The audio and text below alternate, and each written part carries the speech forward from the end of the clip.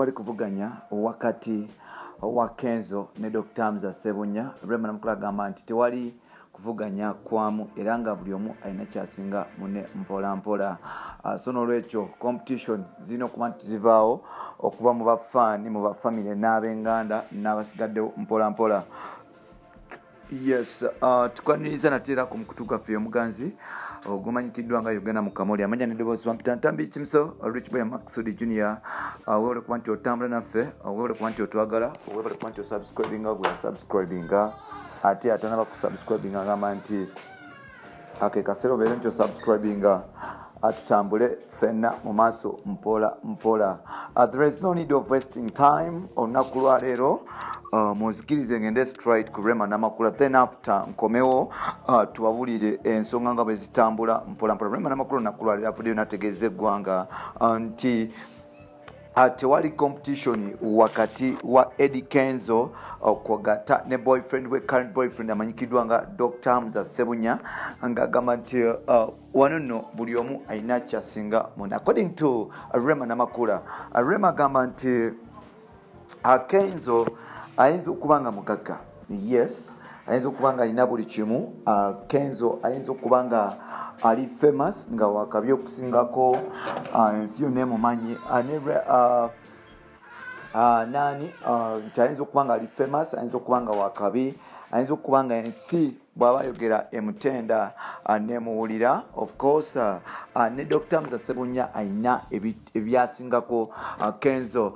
Yes, Rema agamba nti Kenzo wakabi mu ngeri ye mpola mpola, ayinza okuba nga wakabi kubanga Kenzo bw'aba atandise okuyimba abakazi bangi bamukabira era nga Uganda kwogatta ne Africa nambe mumanyi bulungi nnyo mpola mpola. Naye kyekituuka ku God is blessing nti buli omu alina Katonda omuntu bwe yamutondera mu bulamu obwa bulijjo, nti oyinza okugamba nti mulungi wano, oyinza okugamba nti wakabi wali eri, oyinza okugamba nti oba oliawo Kenzo wanjawulo ku Dr. Hamza Ssebunya naye nga talina njawulo yamu okujjako kuba nti oba oliawo Mukama blessings azenkana buli omu wakabi mu field ye. According to Rema bwatyo bwagamba. Waliwo ebibadde bigenda mu maaso nti Rema oba oliawo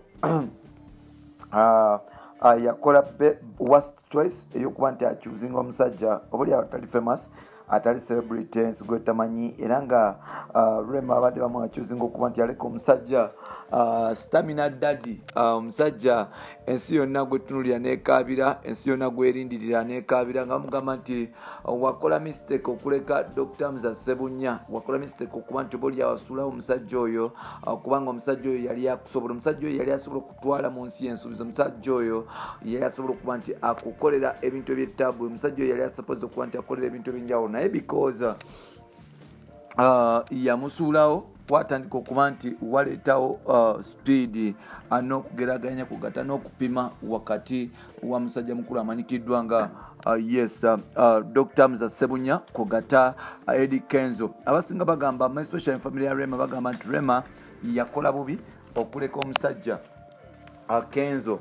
Rema agamba nti talina mistake yonna gy'akola kuba nti yesonyiwa Kenzo kubanga ate buli kimu kyajjawo olwa ensonga. Rema agamba nti abasajja bangi abamukwana oba oliawo abasinga nga bamanyifu n'okusinga ku bano gwe bagamba nti wakabi, naye ate teyasobola mu maaso kugendera kuba nti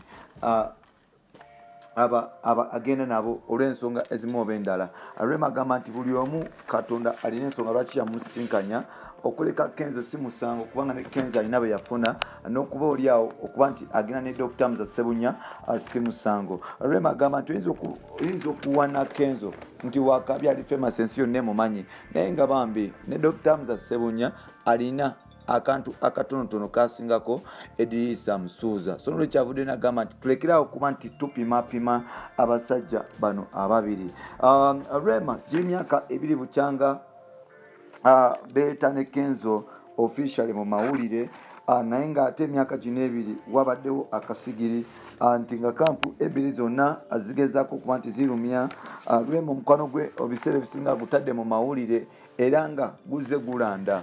Omukwano gwa Rema gubadde nnyo mu mawulire ekyaleetera n'abagizi abasinga okuba nti oboolyawo banyiiga era nga oboolyawo kyekireetedde n'abantu okutandika okuba nti bapima relationship ye n'okugeraageranya wakati wa Dr. Musa Ssebunya kwogatta ne mukyala mukulu ne musajja mukulu amanyikiddwa nga Yes Ssebunya. Kenzo agamba nti he's challenged, he's ever compared, but he can't be ever compared but never equaled. Kenzo agamba nti ye superstar gotasobola kugattako omuntu yenna mulala. Kenzo agamba nti mubona bye bakola balekerawo okuba nti bamupima ku musajja Dr. Musa Ssebunya ate nga ne Rema n'amakulu agamba nti buli kimu kye bakola bakikole naye ng'ate si kya mugaso. Rema avunira agamba nti oba Dr. Musa Ssebunya mwavu si wakabi naye ate dokita ekyo kyokka kimala okuba nti oba oliawo kiraga nti asingako ku Kenzo nti yasoma graduate Dr. Mulamba ajjanjaba abantu ate nga n'ebirala abikola. Asonolwa ekyo ebintu by'okupimapima abantu ku minzaani okupima ni wakabi ni asingako munne nti kikyamu ddala bwe kityo ekirina okuba nti kiteebereza okuba nti kitambula mpolampola. Rema avuddeyo n'agamba nti Kenzo ayinza okuba nga wakabi naye ne Dr. Musa wakabi. Afudde n'agamba nti ebintu by'okukwata basajja be ababiri okubaweyinga si byakabi nti buli omu Mukama alina ekintu kyamutondako ng'asingako munne. Ebintu byogeraganya abantu mu ngoyi za famire yo evaawa bagagga ki be mulina mu famire sente mulina meka n'ebisigaddewo nti tebikola. Afudde n'agamba nti ebintu bye mukola nti ate gwona alina eddiini ppitirivu oli talina oli simanya yakula bw'ati oli teyakula bw'ati mpolampola agambye nti bikyamu. Avudde n'agamba nti mizaani gye mumuteekako ne basajja b'essintuufu era tajja kuba nti agigumira mpolampola. Amannya n'eddoboozi tukyali Ntambi Kimuso omukutu gukyali gomo bagweyita Uganda mu Kamoli. Ngenda kusaba buladi wange osobola okugenda mu maaso okuba nti osubscribinga mpolampola tutambule ffenna nga bwe tuli suppose okuba nti tutambula. Subscribe tutambule ffenna. Tengenda kujjukiza nti Bubu Billboard Music Awards gye ziri. Genda ku Facebook ozinonyeko mpolampola osobola okuba nti onominatinga abayimbi bo balina okuba nti bagenda mu maaso n'okuba nti babikola mpola.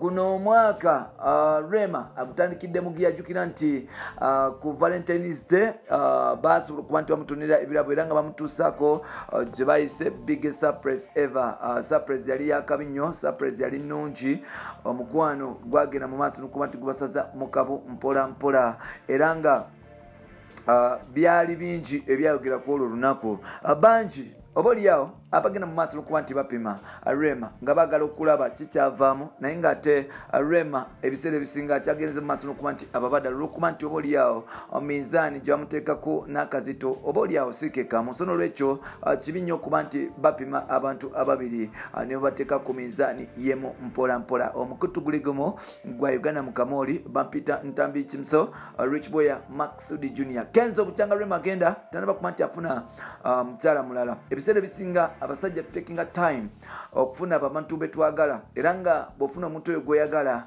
yes buli kimu akifuna. Byebyo ebifewa Rema ne Kenzo atugeko mu episode eddako mpolampola bampita Ntambi Kimuso Rich Boy Maxudi Junior. Bye bye for now.